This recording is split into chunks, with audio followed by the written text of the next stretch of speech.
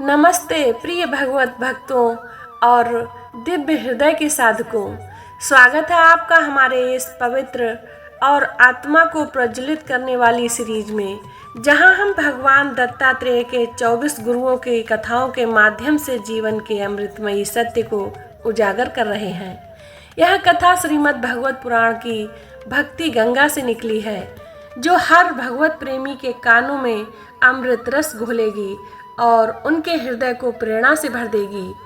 कोई भी इस कथा को आधा न छोड़े, इसे पूरा सुने, क्योंकि इसके हर शब्द में छिपा है वह प्रज्वलित मंत्र जो आपके सारे दुख संकटों को भस्म कर देगा और आपके जीवन को सही दिशा की रोशनी देगा।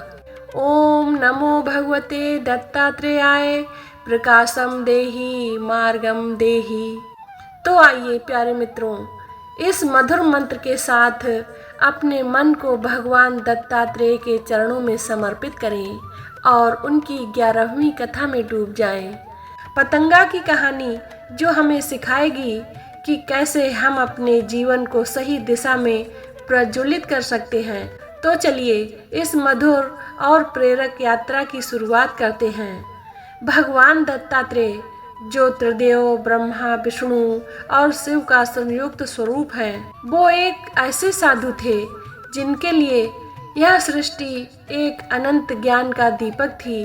वे महर्षि अत्रि और माता अनुसुईया के पुत्र थे, लेकिन उनका जीवन सांसारिक अंधेरों से परे था। वे जंगलों, नदियों और खुले आकाश के नीचे विचरण करते थे, क्योंकि उनका विश्वास था कि प्रकृति का हर जीव हमें जीवन का अनमोल सबक सिखा सकता है। एक रात दत्तात्रेय एक प्राचीन बरगद के नीचे बैठे थे। सामने एक छोटा सा मिट्टी का दिया जल रहा था, जिसकी लौ हल्की हवा में नाच रही थी। तारों से भरा आकाश और दिए की रोशनी एक अलौकिक शांति बिखेर रहे थे। तभी उनकी नज़र एक पतंगे पर पड़ी, जो दिए की उस लौ की ओर बार बार आकर्षित हो रहा था। दत्तात्रेय ने सोचा, यह पतंगा इतनी तीव्र लौ की ओर क्यों खींचा जा रहा है? इससे मुझे क्या सीखने को मिलता है? दत्तात्रेय ने उस पतंगे को गौर से देखा।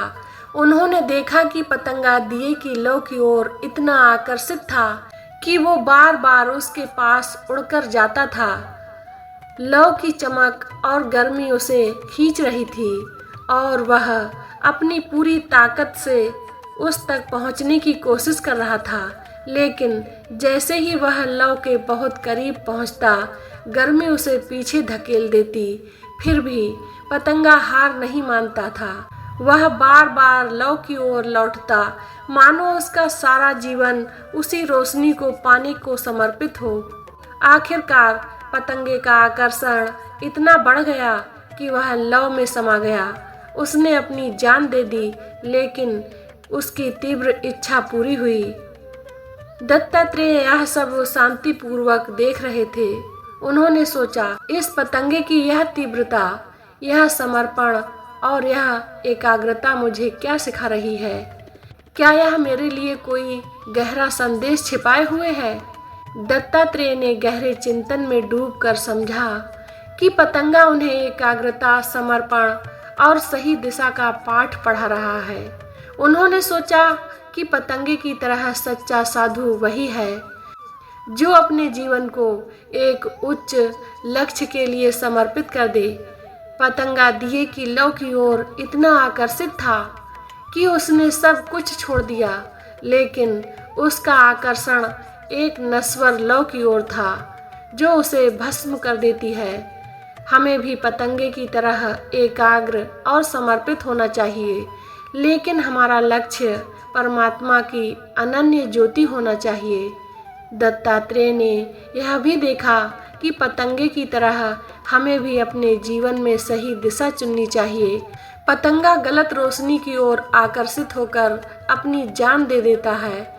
ठीक वैसे ही हमारा मन सांसारिक सुखों, लालच और मोह की नश्वर रोशनी की ओर खिंचता है, लेकिन हमें अपने मन को परमात्मा की ओर, सत्य की ओर और आत्म प्रकाश की ओर मोड़ना है। दत्तात्रेय ने समझा कि पतंगे का सबसे बड़ा सबक है उसकी तीव्रता और एकाग्रता, लेकिन हमें यह सुनिश्चित करना है कि हमारा लक्ष्य सही हो। तो प्यारे मित्रों, अब आइए जीवन से जोड़ने वाली कुछ प्यारी प्यारी सीखों को सुनते हैं। प्रिय भगवत भक्तों, एक क्षण रुककर अपने जीवन को देखिए। हमारा मन कितनी बार गलत चीज़ों की ओर खिंच जाता है। हम धन, मान और सांसारिक सुखों की चमक में खो जाते हैं, जैसे पतंगा दिए की लौ में खो जाता है। लेकिन पतंगा हमें सिखाता है कि हमें अपने जीवन को एक उच्च लक्ष्य के लिए समर्पित करना है। वह लक्ष्य है परमात्मा, सत्य और आत्मा की जागृति। मान लीजिए आप अपने कैरियर या किसी सांसारिक इच्छाओं के पीछे भाग रहे हैं। यह अच्छा है, लेकिन पतंगे की तरह पूछिए, क्या यह मेरा सही लक्ष्य है? क्या यह मुझे सच्ची शांति देगा? अगर नहीं, तो अपने मन को मोड़िए, पतंगे की तरह एकाग्र बनिए, लेकिन अपनी तीव्रता को परमात्मा की भक्ति में, सेवा में और अच्छे कर्मों में लगाइए। और दूसरी बात, पतंगे की तरह समर्पित बनिए। जब आप किसी सही लक्ष्य को चुन लेते हैं, तो उसे पूरी ताकत से पाने की कोशिश कीजिए। चाहे रास्ते में कितनी भी बाधाएं आएं, पतंगे की तरह बार बार लौटिए और अपने लक्ष्य की ओर बढ़ते रहिए। यह एकाग्रता और समर्पण ही वह रास्ता है जो हमारे सारे दुख संकटों को भस्म कर सकता है और हमें सच्ची शांति दे सकता है। तो दोस्तों, आइए कुछ प्रेरक विचारों को भी सुनते हैं। भगवान दत्तात्रेय कहते हैं कि पतंगा हमें सिखाता है कि सच्ची शक्ति हमारी एकाग्रता और समर्पण में है। हमें अपने मन को पतंगे की तरह एकाग्र करना है, लेकिन हमारा लक्ष्य सांसारिक लौ नहीं, बल्कि परमात्मा की अनंत ज्योति होना चाहिए। हमें पतंगे की तरह समर्पित होना है, लेकिन सही दिशा में। यह एकाग्रता और सही मार्ग ही वह मंत्र है जो हमें सच्ची मुक्ति की ओर ले जा सकता है। जैसे पतंगा अपनी तीव्रता से लौ को पा लेता है, वैसे ही हमें भी अपने समर्पण से परमात्मा को पाना है। यही सच्चा जीवन है और यही सच्ची भक्ति है। ओम नमो भगवते दत्तात्रेयाय। एकाग्रम देहि मुक्तिम देहि। तो प्रिय भगवत प्रेमियों, यह थी भगवान दत्तात्रेय के 11वें गुरु पतंगे की मधुर और प्रज्वलित करने वाली कथा। श्रीमद् भागवत पुराण की इस अमृतमयी कहानी ने हमें सिखाया कि सच्ची शांति और सुख हमारी एकाग्रता और सही दिशा में है। इस कथा को अपने हृदय में संजोएं और अपने प्रियजनों के साथ बांटें, ताकि वे भी अपने जीवन को सही मार्ग की रोशनी से अलौकिक कर सकें।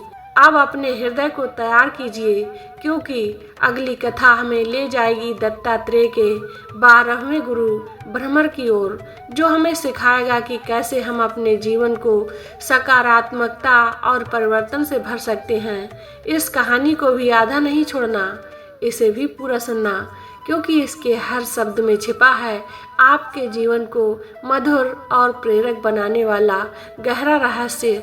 इसे सुनने से न चूकें और हमारी वीडियो को लाइक करें, अपने दोस्तों और परिवार के साथ शेयर करें और हमारे चैनल को सब्सक्राइब करके बेल आइकन दबाएं, ताकि भ्रमर की मधुर कहानी आपके पास तुरंत पहुँचे। तो चलिए मिलते हैं उस कथा में जो आपके जीवन को मधुरता और प्रेरणा से सराबोर कर देगी। तो प्यारे मित्रों, आपसे एक हाथ जोड़कर रिक्वेस्ट है कि आप भी भगवान दत्तात्रेय की कथाओं को पूरा सुने। इसमें भागवत की कथाएं सुनाई जाएंगी और इस सीरीज को सुनने से आपके कष्टों को निवारण मिलेगा। तो सभी लोग प्रेम से बोलिए, भगवान दत्तात्रेय की जय हो।